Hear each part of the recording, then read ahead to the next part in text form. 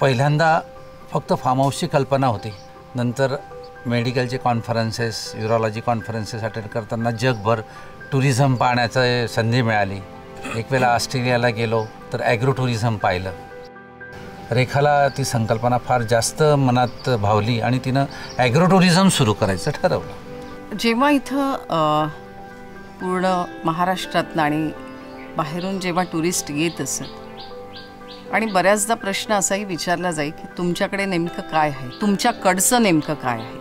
बहिणाबाईवर फार विचार केला, कारण एक अशिक्षित स्त्री जी जीवनाचं तत्त्वज्ञान सांगून गेली तिच्या कवितेतनं, तर ते आपल्याला नेमकं कसं मांडता येईल, ती गाव संकल्पना कशी मांडता येईल. बहिणाबाईच्या काळात जनसामान्यांचं जीवन कसं होतं ते त्याच्यात मांडण्याचा प्रयत्न केला. त्यावेळेला बार्टर सिस्टीम होती, बालाबरुतीदार सिस्टीम होती, ती तशी मांडण्याचा प्रयत्न केला. मग त्यावेळी कशी भांडी वापरली जायची, मग आपण मुलांना आणि येणाऱ्यांना सांगतो की हे त्या काळातली समकालीन भांडे, समकालीन जीवनशैली आहे.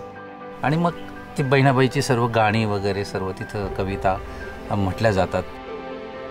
इथं आर्टिफिशियल लेक केलेलं आहे आपण 2.5 एकरचा, आणि सगळी डेव्हलपमेंट त्या लेकच्या आजूबाजूला केलेली आहे. लेक व्ह्यू रिसॉर्टसारखं आपण केलेलं आहे. तिथले टेंट्ससुद्धा आपण स्विस कॉटेजेस केलेले आहेत. त्याच्यात मग बोटिंग झालं, कयाकिंग झालं, वॉटर ॲक्टिव्हिटीज झाला. त्या लेकवरून आपण जीप लाईन घेतलेली आहे. इथं 2-2 एकरचे 2 लॉन्स आहेत. समोर एक छोटं 1 एकरचं लॉन आहे. त्याच्यावर वेगवेगळे गॅदरिंग्स होत असतात, बर्थडेज होत असतात. डेस्टिनेशन वेडिंगसाठी सुद्धा इथं जवळजवळ 100 ते 125 लोक एसीत राहू शकतात आणि डेस्टिनेशन मॅरेज ते प्लॅन करू शकतात. आपल्या परंपरा आणि प्रत्येक शहराचं, गावाचं फूडबद्दलच्या काही स्पेशालिटीज असतात. म्हणजे आवर्जून गावाकडच्या काही रेसिपीज इथं यांना ट्रेन करून त्या देण्याचा आमचा प्रयत्न असतो. इकडचं भरीत फारच प्रसिद्ध आहे. तर भरीत जेव्हाही डिमांड केली जाते टुरिस्टकडून, किंवा जर 2-3 दिवस असेल तर 1 दिवस त्याला भरीत आम्ही आवर्जून देत असतो. इकडची दाल गंडोरी म्हणून प्रसिद्ध आहे, ती दिली जाते. तर हा खानदेशी मेनू झाला.